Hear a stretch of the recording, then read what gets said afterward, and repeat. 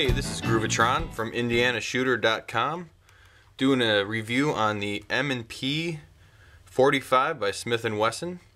It's their line of plastic guns, trying to market them towards police officers and self-defense folks. I recently acquired this pistol and I have to say I'm very impressed with it. I'm somewhat of a 45 fanboy, so any sort of chance I have to try a new 45 I take. This one has seen about 350 rounds, one range trip.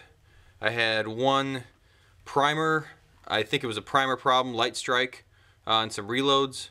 It was just one issue. I hit it again and it fired. I had no FTEs, no FTFs with this pistol. First time to the range. And I found it fine, accurate wise. I'm not the greatest shooter in the world, but for a self-defense pistol, I was right there with normal guns I carry. Just want to give you my impressions on this gun. First, I'm gonna kind of give you some better views. Of course, I'm gonna make sure that firearm's unloaded. All right. So basically, it's your standard plastic gun these days. What I like about the Smith & Wesson is there's a stainless steel slide. It's supposedly supposed to be milled out of a block of a stainless steel. And you can tell it's a really well built slide. The fit and finish of the slide is really nice. I'm really impressed with that. The quality of the slide itself. And you have rear serrations, front serrations, which I'm a fan of. I like that. Got your standard light rail. Can accommodate pretty much most of your average weapon lights. This is a 10 round gun out of the factory, 10 round mags. And you also have an option of buying the extended 14 round mag. Give you an idea how that looks in the gun. It's a little bit long, kind of funny looking. But you know, for an extra mag to carry with you, put in your car, maybe use as a nightstand gun, I think it's a great option. Gives you extra 4 rounds.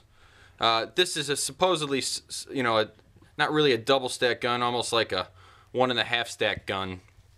It's why you only have 10 rounds in this mag.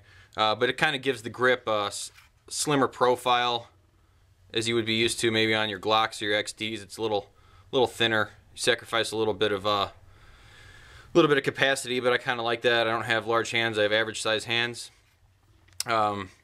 Interchangeable back straps on this gun. Basically, pull this dealio out, twist it, and I can't do it. There we go.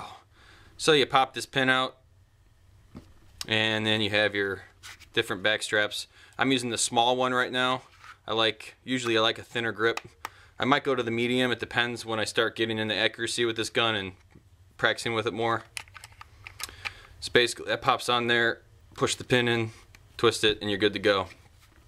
As far as takedown on this, it's just like your average plastic gun.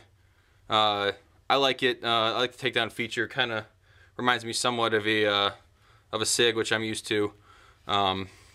Basically lock the slide back. Got your takedown lever here. Rotate that clockwise. Slide comes back. Pull the trigger. Comes off. Same exact assembly as you're used to seeing. Recoil spring. Barrel. And that is field stripped.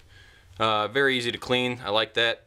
Shot 1911s for years, and as much as I love them, they are a lot more difficult to clean if you put a bunch of ammo through them in one range trip, and they're a little more finicky.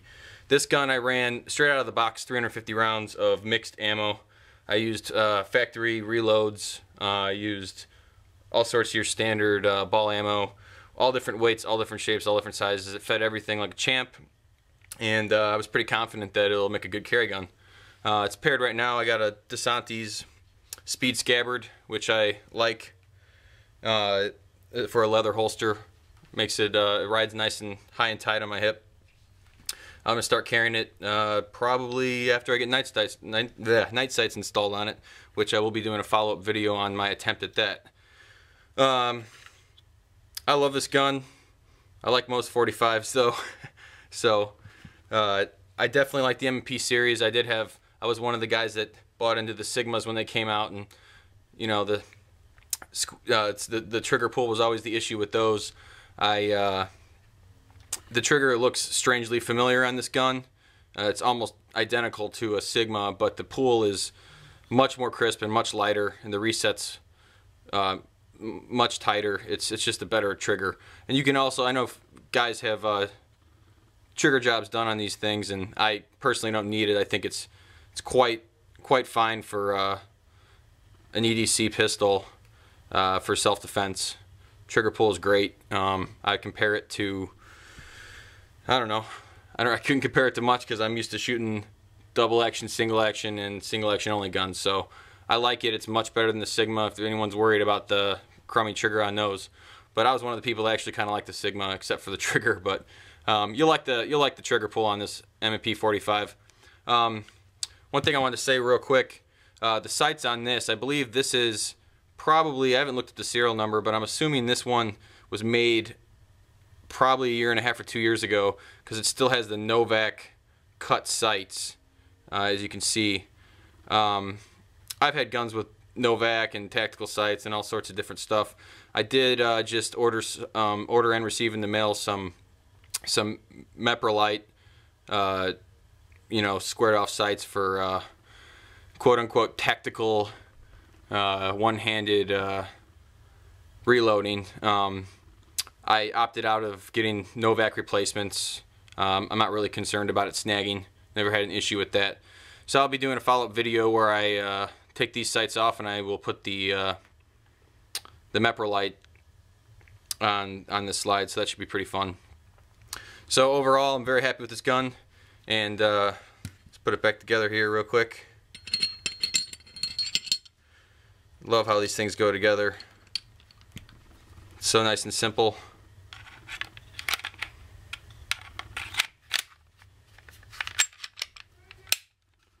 And you're done. That is that easy, just like your Glocks and your XDs. So very happy with this gun. I'll try to give you some close-up views. Real quick before I go, I wanted to compare it to other 45s I've carried recently. Show you size-wise. I'm gonna start carrying this instead of my SIG. It's a SIG 220. Love this gun. I've only been carrying it for about 4 months now. Unloaded. But I love this pistol. It's a great pistol.